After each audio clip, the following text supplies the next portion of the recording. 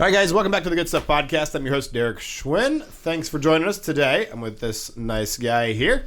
So we'll have a conversation about the community and what he's up to with the good stuff he's got going on.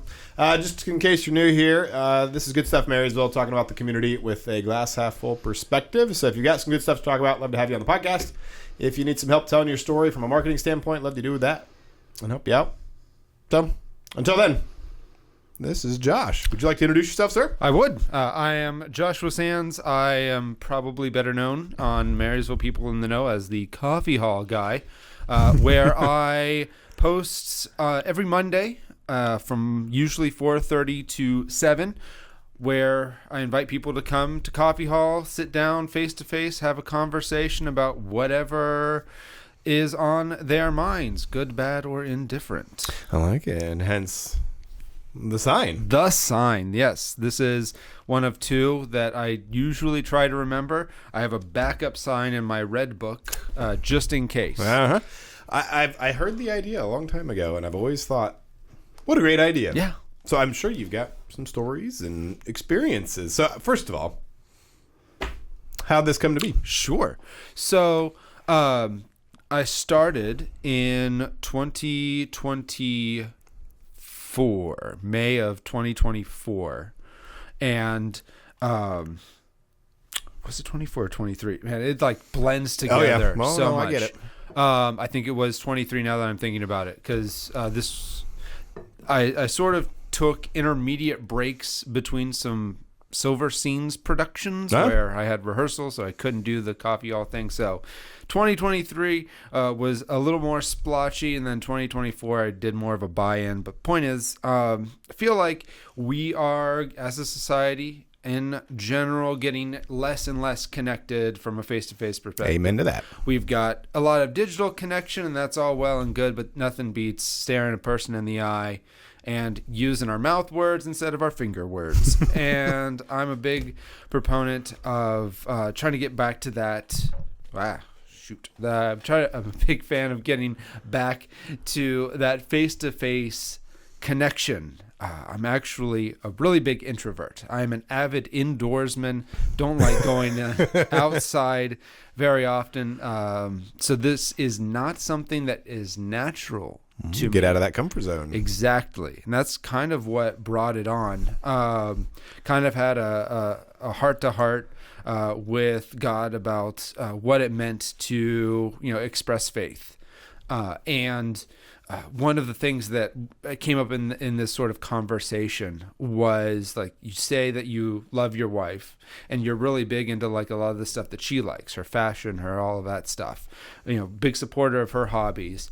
One of the things that God really loves is his people. And so if I'm expressing an almost disdain for that thing that he is very much interested in, then how can I say that my love for him is genuine, true, and acting out in that form and fashion? So I was like, well, shoot, we got to get through this somehow.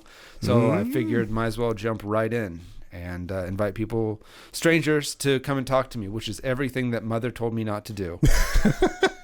I mean, you're at least not in the car with them. That's in the car with strangers. Yeah, well, I deleted Lyft and Uber, so no.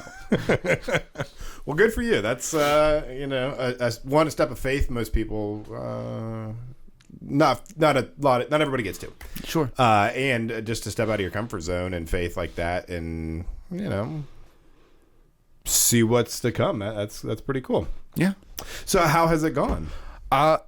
Recently, it has gone a little bit slower. It has definitely slowed down the past few months. Not as many people have shown up as you might expect, but I think that the greater impact is the Facebook postings themselves, letting people know that there is an avenue out there where they could go. I think that is creating an impact that maybe I'm not seeing on the ground in the booth, what have you. Yeah, well, as they say, not in our time, in God's time. Exactly. Patience. And that's one of the things that I think in this season I'm learning is just having that patience, which is not something that is natural to me either, much like the peopling. Peopling, yes, for sure. So I guess what's it done? All kinds of corny sayings I can come up with. You have to give to receive. So what have you gotten growth-wise as an individual out of this and experiences? There have been a lot of people that have come by that have sort of become regulars, I guess, that will, pop in. So there is a base. I guess I have like a regulars base that will come in every now and again on a monthly-ish basis, which has been very cool to see that, to, experience socializing in a way that isn't digital, very analog way of communicating. I would say the thing that has impacted my life most that has come out of this is not necessarily the actual going to coffee hall, but an organization that I found through somebody that approached me through coffee hall. This thing called F3. Are you familiar with F3? Well, that's how I got engaged into the F3 organization. So for people that don't know, F3, men's workout group. It's free. It's open to all men. It's held outdoors. It's ends in a circle of trust. It's not an explicit faith organization, but there is a component of acknowledging a higher power outside yourself. And what is it? Faith, family, fellowship? Faith, fitness, and fellowship. Yeah, family would make sense. Yeah, in the group.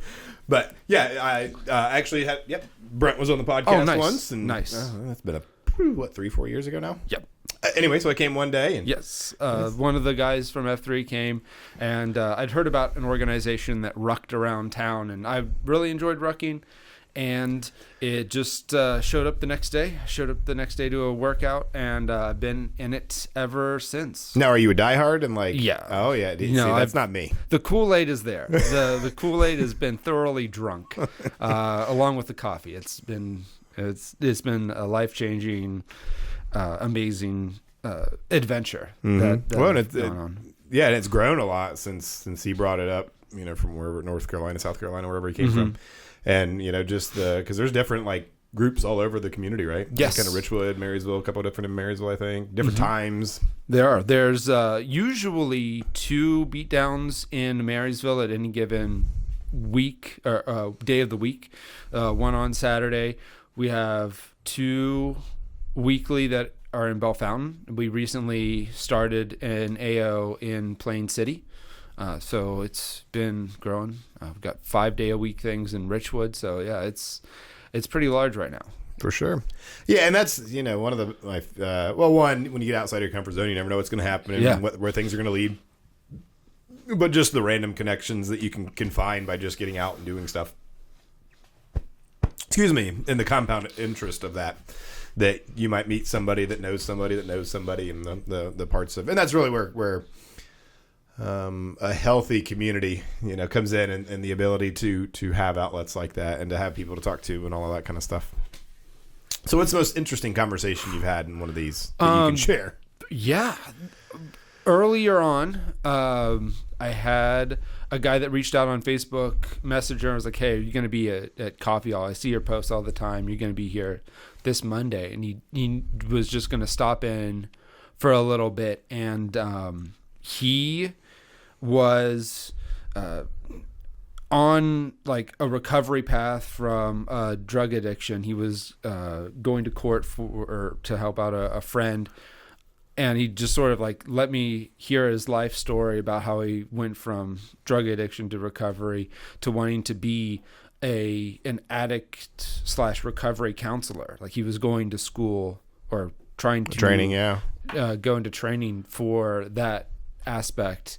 And I mean, he definitely looked the part. So it was an interesting conversation, very enjoyable. I think that he gained quite a bit of. I don't know. I think that there's an unburdening that happens when we tell our stories. I would agree. And I think that he got a little bit of that. I hope that he got a little bit of that after our experience there, after our talk. For sure. It is always interesting trying to find an outlet for whatever thoughts or feelings or experiences to unburden yourself, like you said. And sometimes those closest to us are the ones that sometimes are the hardest to talk to. Mm-hmm. So even having a stranger sometimes, it's, Now that one where the strangers meet and they're like, I want to kill my spouse. And the other one's like, I want to kill my spouse. And you ever heard that one? No. Oh, what's that called? That's going to drive me nuts. A fish called Wanda? Oh, man. Midnight on the Train or something like that. Anyway, but it's like two strangers meet on the train. And anyway. Not one to add. Anyway. Yeah, so being able to have somebody to talk to is always a great thing. And it's pretty cool that you've got regulars that feel that openness to be able to come back and connect there. I would totally agree that we are in a place, and I think it's somewhat accentuated here in Marysville with the growth and the change that we're experiencing. I don't want to say those relationships. Things get watered down and we kind of get spread out thinner and get a little more disconnected and have a lack of unity with one another when we have those differences come up and all of that. And, so good for you for making the effort to do something different. Yeah. So F3's been some good experience. For sure. And what else would you say is a growth area for you? I think that the social aspect has definitely improved in my life. I was going to say, do you like people more?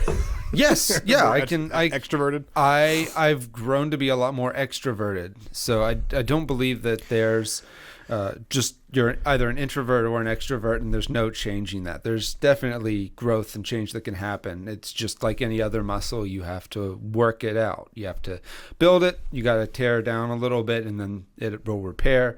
And then you'll build that socializing muscle. And I think that socializing muscle has definitely improved both with this coffee hall and just an increase in my exposure to people. I was definitely more of a wild human previously.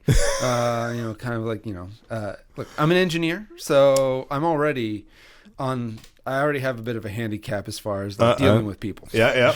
I'm in real estate, so that's the stereotype that gets brought up most. Engineers, you got to kind of speak different. We're fiddly. We are a fiddly bunch that, I don't know, cuts through a lot of social niceties. And I think that there's room for breaking down those social niceties, but there's also, we have to realize that there's some going along to get along that needs to happen if we're going to progress as a society. Common good, and that's a bit of why I went with the good stuff name of like, let's focus on the good stuff, and we got to find some good stuff to rally around and move forward. Yes, and that's one of the things that I've found most interesting about this. For anybody that has gone on to the Marysville People and the Know Facebook group, there's no end to the amount of negativity that might be put anywhere and across a variety of posts or topics. It's so easy to go into this negative anger spiral and excise your anger anonymously or anonymously through Facebook. And I've been very intrigued and in greater portions blessed, and I'm probably jinxing it by bringing it up, but there haven't been a whole lot of negative comments in any of the posts that I've put up. That's there. good. And it's funny, both of us kind of have the same not solely but similar catalyst of those kind of things on Facebook. And what was it, 17 that I started doing good stuff, and it was kind of in response to, all right, let's get the other half of the equation in there, the good stuff. And I would agree that for the most part, I think when you kind of wave the good flag, the positivity flag, for the most part, the haters stay away, so to speak. Yeah. It's but you're right. It is unfortunate how often it's a glass half empty scenario and the challenge of perspective. And I think with that, the challenge, especially when you get to the growth side of the community and those for it and against it and all the different things going on in our community that we've experienced over the last decade or so, 5 years maybe.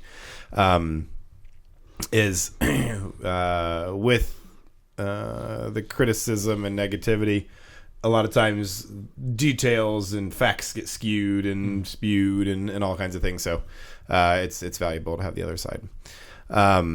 So what's coming up in the future? And any other locations to come? Get your F3 brethren in to do their own. I was thinking about supposedly there's like an some new coffee thing that's going in across the street. I've heard rumors of where, maybe like literally right across the street from where a coffee hall is. Mm-hmm. Oh, I think on the back side there is. Like back across 4th Street. I think over in the old cabinet company building, the brick building. Yeah, over there. Yep. Yes. Yep. I was debating whether or not to like try my hand at that one, see if there's, I don't know, more eyes there. But well, as Coffee Hall is one of our sponsors, I should throw them out there. That it's hard to beat the. Yeah. I mean, I was just in there. That's where the coffee came from. True. Thank you. It's hard to beat the turnover that goes through that place. For sure. One thing maybe there's an idea. I've always wanted to. I thought it would be interesting. I don't know if I want to, but basically do that uptown. So I had a buddy, KRDesigns, that helped me build the sign. Another sponsor, plug. Helped me build a desk that was like portable to take all this portable. And I always thought it'd be interesting to go uptown, like downtown when it's warm out in the square, and just kind of same thing. Have a sign, say hey, here to talk. So maybe you should come back and we can do it together. So funny enough, I did bring some mics a couple of the times that I've gone. Got a little Zoom pod station and a couple of dynamic microphones, some Rode pod mics, which cannot beat the Rode pod mic as far as like dynamics, price point to. Oh gosh, you're gonna get me to geek out on microphones if I don't stop myself. But the point is, Rode Pod mic, great dynamic microphone, combined with the Zoom. It's a portable podcasting station. Very easy, very compact. I can stick everything in a backpack, set it up there. Got a couple of eyeballs on it, but no, it didn't seem like that increased the level of engagement in a way that I thought. But maybe if there's a more, I don't know, outside focus thing, bigger sign than just my half 8x11, you might get some more engagement. But yeah, I definitely would love to try something like that for sure. Have you heard the StoryCorps or of the StoryCorps app? Yes. That's a pretty cool idea too, and the whole upload it to Library of Congress and the prompting questions in there are pretty cool. For those that don't know. Somebody, I think the origin story was in Grand Central Station in New York. They set up a booth with kind of prompting questions to people go and tell their story, and wasn't getting any traction. And then he redesigned it to be a like have somebody go in and ask you the questions kind of thing, I believe. And then it kind of took off, and people would go in and just all kinds of stuff. But I think the founders' kind of vision or ideal scenario was, imagine if everybody did it on Thanksgiving with their grandparents. We could record the entire history of one generation in one day. I just thought that was a really interesting idea. I'm still trying to do it with my grandparents. But anyway, just that idea of those prompting questions and those history and all those kind of things, and some added detail to that. But yeah, so and I always thought it'd be interesting to get a little edgy on the prompting of what we're talking about. And, try to, but I think in all honesty, some of it is hitting some of the negativity about what's going on in our community and the opposing sides, and trying to hit it head on and kind of answer it with fact and some reasonable standpoints. So anyway, glad to have you back for that. Let's see, what else can we talk about? Got anything? I'm one of those weird people that actually like seeing the growth in Marysville, especially as it comes to an increase in diversity that we're seeing around town. A lot of people don't know, well, obviously the people that are watching this that don't know me probably don't know, but my wife's actually from Ghana. Oh. So, we are not in a same cultural background relationship / marriage. And I love seeing the new faces in the different cultures that we can now experience here in Marysville. Super excited about that. The church that we go to, the Gathering, they're a really multicultural church as well. It's a fun place to hang out. And so if you're looking for a church, try the Gathering. Hashtag not sponsored, but still, it's a great church if you're not familiar with it. They've got a lot of really good programs, a lot of good messaging. It's a lot of different activities and small groups that you can plug into to expand your faith journey or just get friendships and relationships. Where's that one? I'm trying to picture. That is in the old Robinson's Logistics building. Oh, yeah. They're in the front part of the Robinson's Logistics building. The Hope Center is going in just behind us. And then you have Ostrander Ordnance that's like right beside. That's right. Yep. I drive by it most of the time going to church. Yeah. In town, drive through. Forgot. I knew I saw the sign somewhere. Yeah. Good. Yeah, and there's lots of great churches in the community. Sure. All kinds of them over the place. So what would you like? So what's lacking in Marysville from a growth standpoint that you'd like to see? An international grocery store, for one. I do not like having to go down to Dublin every time we need to get, those, Her staples. Yeah, her staples. Although to Meyer's credit, they do have some pretty good plantains. So that is nice that we don't necessarily need to go down there for that. But there's, finding an international market. I know there's, I haven't been to it, but there's apparently an international meat market that's on Industrial. I've heard of that the other day. Yeah. I have not checked that out yet. I really need to see what that's about, because that could be a good start. I think that one of the things that would be great to see is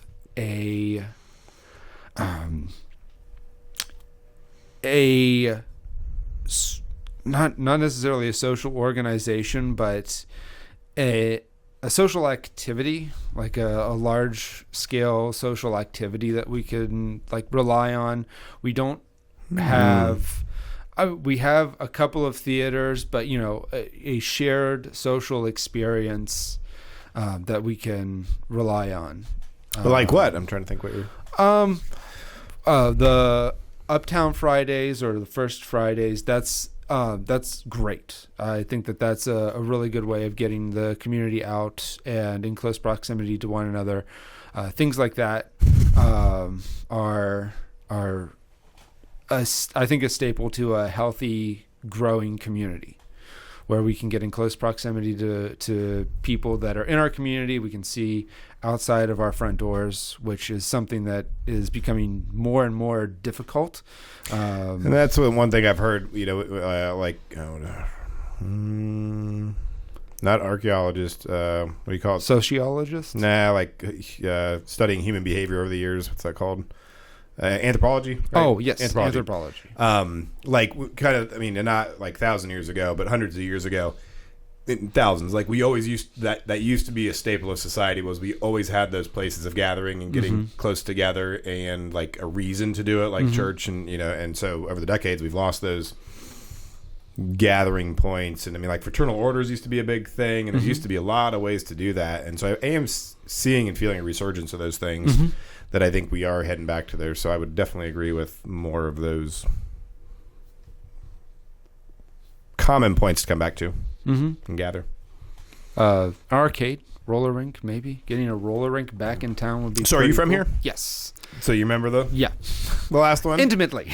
It was great. It was a great fun time. Yeah. So I'm always curious with those things, because a lot of times with the growth conversation, I'll hear things that people say, this or that. Yeah, we had it and it went away, and then you look at other communities and what's popular and what, and that's the other thing in the growth conversation. I hear a lot of here's a lot of conversation, but then things don't actually ever happen, or when they do happen, they don't get supported. And so it's interesting to kind of filter through what seems to be popular and what actually is popular and whatnot. But yeah, it's and the beauty of it is, you know, it's the growth and the opportunities that we've got are here, whether we like it or not. Trying to do it the right way and manage and kind of direct things is the goal. Sure. Nice. Anything else to town that we need? You know, pizza places. A lot of times I hear pizza places. Yeah. You know, we could use 3 or 4 more Subways. Another McDonald's. No. Maybe another McDonald's or 2. You know, we could use a lot more roundabouts, I think. I think that we would do. It would be a great service to Marysville if we added. Can you imagine when the 5th or 5 points comes? It's going to be 4 points. But I think it should stay 5 points. I agree. Trust me. I agree. I think that if we're talking expeditious, time frame for getting traffic through this thing, keeping it at 5 points would be great. And I feel like for the most part, we are not going to see like the fruition of improved traffic for 5 to 10 years. Oh, sure. I feel like as we grow, it's just going to continue because I think there's like thoroughfares that they want to like implement. So I'm sure there's going to be some change, all kinds of stuff. But anyway, so yeah, that's why I went into mechanical instead of civil. I like drawing straight lines. Civil engineers don't like drawing straight lines. It's just how it works. Get into the roundabouts and all the stuff. And then there's one going on Route 4 and 347, and then one on 31 and 347 all the way up there and all kinds of stuff. So that one's needed. Well, the 31, I mean, I've lived out that way for most of my life, and the accidents out there, and what was it, like a blinking light, and stoplight, and stop sign, blinking, like all, I mean, it sounds like you're familiar, like all the stuff that they've tried, and that house that got hit. So yeah, hopefully that'll be a good one. We'll see. What else you got? Oh, goodness. We don't have to. I want to capitalize on the time as much as possible. So, like, are you from this area as well? Yeah. So lived in Upper. I was born. I just drove by it the other day. It was kind of a hey, there's Riverside Hospital. That's where I was born. I started there. That's pretty cool. So I was born there. Lived in Upper Arlington until I was like 6. A bunch of houses for sale on the street. Mom and Dad said, "I don't know. Let's see if we can sell our house." Both.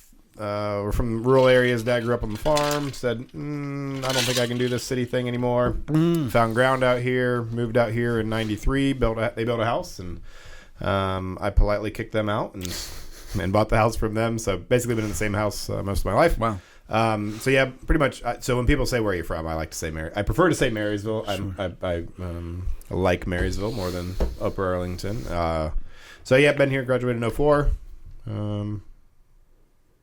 Have been fairly intentional about being involved and engaged and supporting the community in whatever ways I have room for and can. So, yeah, I grew up on a small family farm between here and Delaware.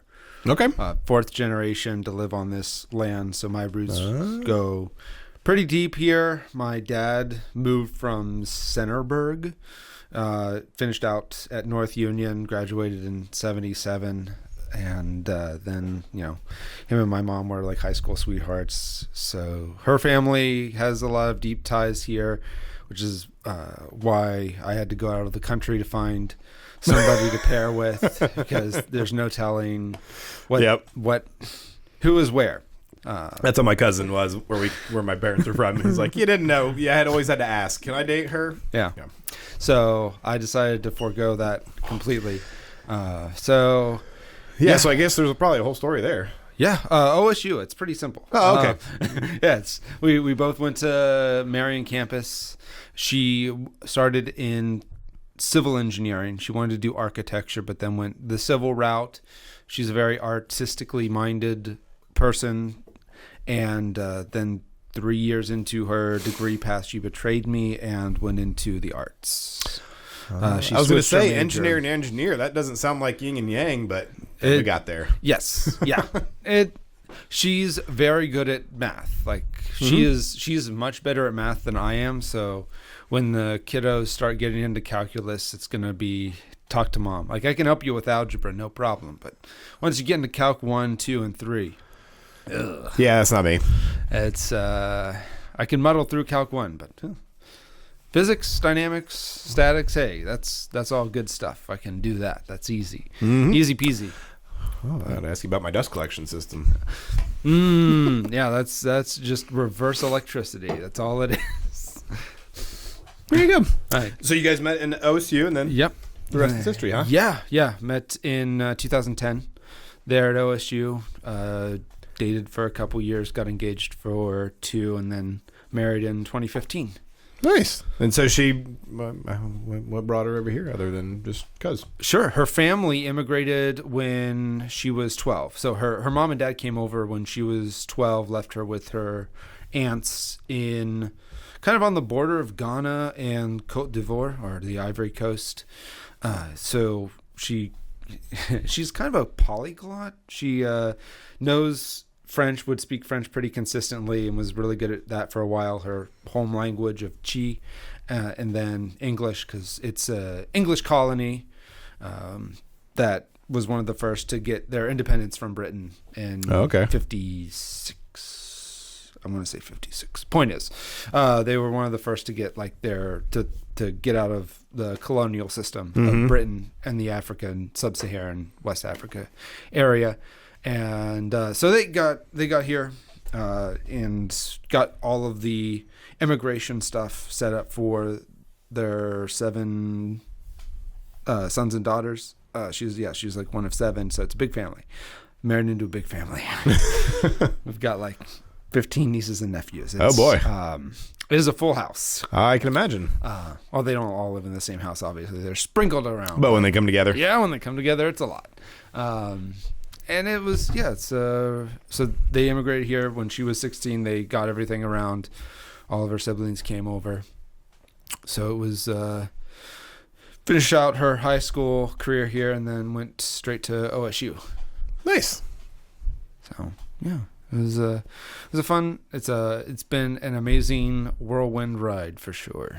Yeah, a bit of differences all over. Yes, differences and a surprising amount of similarities. I mean, she comes from an agrarian culture, growing up on a farm. You know, I come from an agrarian culture, so there's a lot of commonality in, you know, how we view being around copious amounts of people.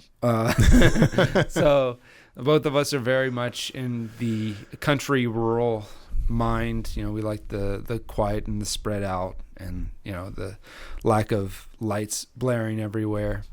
And there's just we have a lot more in common than we have apart, and that's one of the things that I'm hoping to kind of bring with this whole coffee hall thing, is to just show people that there are more things that we have in common than we have differences. And I think the broad narrative that we get from everywhere is there's too many irreconcilable differences that are pulling us apart. And I think it's very advantageous to spread that messaging for a variety of reasons. And I'm trying to countermand that in whatever small way I can. Well, it's a challenging thing. So yeah, keep up the good work. Yeah, thank you. Well, and do you have kids? No, not yet. Eventually. That's one of the interesting things of how to take, because, I call myself weird. I don't have a problem with it. And so I try to tell my kids, well, weird isn't like stamped a bad word. Like, to me, there's a lot of weird people I really like because I think it's really cool. Yeah. And so I think differences being equated to always bad is part of the problem. Different doesn't mean bad. Different, so to me, that's just as much of the positive narrative as we can be different and still come together. Sure. And so it's again, going back to that community idea of how do we, what brings us back together and why are we coming back together, and the purposes of those things, I think is, again, church and different organizations and ways people came together served in that and gave a structure to it. And, for as oddly enough, I feel like for as much structure as we have in the world, with just technology and systems and all the stuff that we have these days, there is a surprising lack of systems of how we function as humans in certain capacities, like getting together and how we come together. So definitely need more of that. Yeah. So I guess if you had to challenge folks out there, how would you challenge folks to support that initiative in their own way? Sure. Should everybody be out with a sign, or what do you think?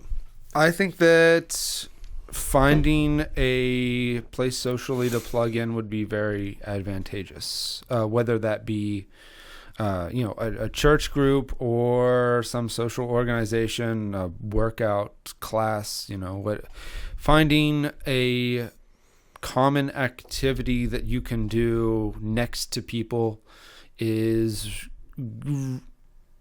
really undervalued, I think, in our state of modernity where it's so simple to shoulder up to somebody virtually. Mm-hmm. I think that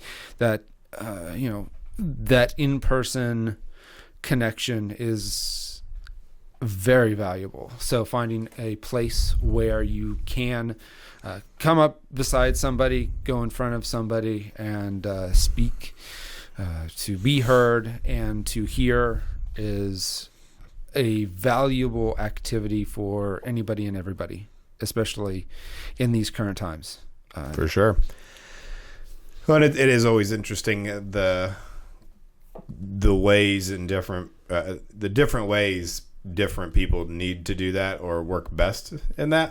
Like, my wife loves to come to Jazzercise, and sometimes if she can't work out, it's challenging. I'm like, well, just work out at home. No, people. Yeah. I'm the opposite. I'm like, I get up in the morning, I can work out on my own schedule, do my own thing. I don't want anybody else looking at me, which is odd because I'm a pretty extroverted person, and really, I heard introvert and extrovert explained as when I'm around people, I get tokens. Mm-hmm. Introverts lose tokens. Yeah. So very much that fills me up. So it's interesting the different types of activities that some people like to be around people and some people don't. So yeah, work out some. I've always heard men especially shoulder up better when there's something to fix or something to do. Yes. The social studies that say like women, when they congregate to talk, are usually in a circle face to face. Men are usually kind of, and I've tried to think about that in the conversations that I'm in, and it usually does happen. So anyway, yeah, it's well, and I think more than anything, whatever the thing is, knowing the openness of the people around you. And that that's not the right way of saying it. Basically, when we know that we are supported, we do better as individuals. Mm-hmm. So being that for somebody else and knowing that somebody's willing to talk and listen, especially without judgment or whatever. And, so whatever the situation, whatever the activity, truly being able to love on people and take care of one another and support those people. They usually they say the people that you don't think need it are the ones that need it the most. So sometimes you got to, that's what I always struggle with.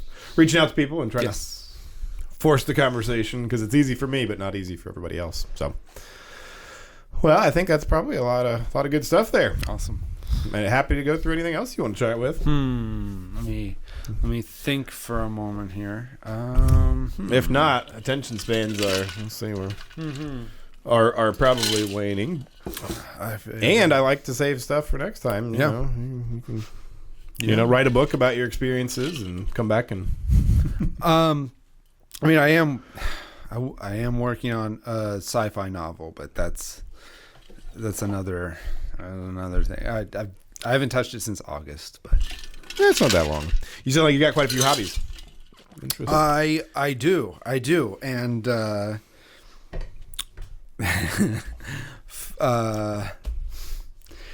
am in the process of forming and metabolizing a very hot take with regards to hobbies. Mm-hmm. People in my small group know I have an interesting relationship with hobbies, what hobbies mean, what their purpose is in our lives, and things like that. Well, forward along when you get it, because it sounds interesting. Yeah. I mean, the short of it is like I don't think that people should have solely solitary hobbies. I think hobbies should be meant to facilitate either community or wealth acquisition. But solitary hobbies, at least if you're a person of faith, should not be something that you engage in / pursue. Not that it's like, I'm not calling it out as a sin. I don't think that there's a biblical precedent for calling hobbies out as sinful. I just think that there's I don't know, that time is better spent in prayer, in the word, focusing on God, instead of like in the pursuit of like a solitary bit of enjoyment. So that's the hot take there. Yeah, and that's a whole conversation there. My pastor, he kind of called himself the paradox pastor. Just all the paradoxes in the Bible. So the paradoxy of some of those things that come to mind when you share that. That's a whole another. I think that I've found that, at least for me, the plethora of hobbies are a Xanax / numbing agent to distract from either things that I should be paying attention to, or trying to numb certain mental cycles that maybe I should address. Oh, I can agree with that. I was just thinking like some people would say cleaning their house or doing laundry or some of that kind of stuff would be their hobby. So some things you got to do, you need to do, or so that blending line of what are those things. But that's a thought provoking one. I'll have to get back to you on that one. The reason I define the hobby as my definition for this particular hobby in question is very narrow. It is a very narrow definition of a solitary hobby that is done for the pure enjoyment of the thing. So hobbies that will engage in different social aspects where you can, flex your social muscle. Hey, that's cool. D&D, for example. I don't think that that's necessarily, I think that much like with anything outside of moderation, it can be terrible. But at its core, I think that the socializing aspect, the storytelling aspect, that creativity can be helpful. Influx can be helpful. And I guess you can go with the money is not the root of all evil. Yeah. It's that pursuit. It's the pursuit of money. Yeah, the love of money. So, well, that sounds like a good conversation for next time. Yes, 100%. Well, thanks for coming on. You're welcome. Good conversation. Love to have you back anytime. I mean, maybe not every week, but sure. And so, hey, I'll ask you that afterwards. But thanks for sticking around. Hopefully you enjoyed this, got some value out of it. And if you've got some good stuff to talk about, I'd love to have you come in and chat. Best way to stay connected, subscribe to the Good Stuff newsletter, or subscribe, follow along wherever you watch this. And until then, take care.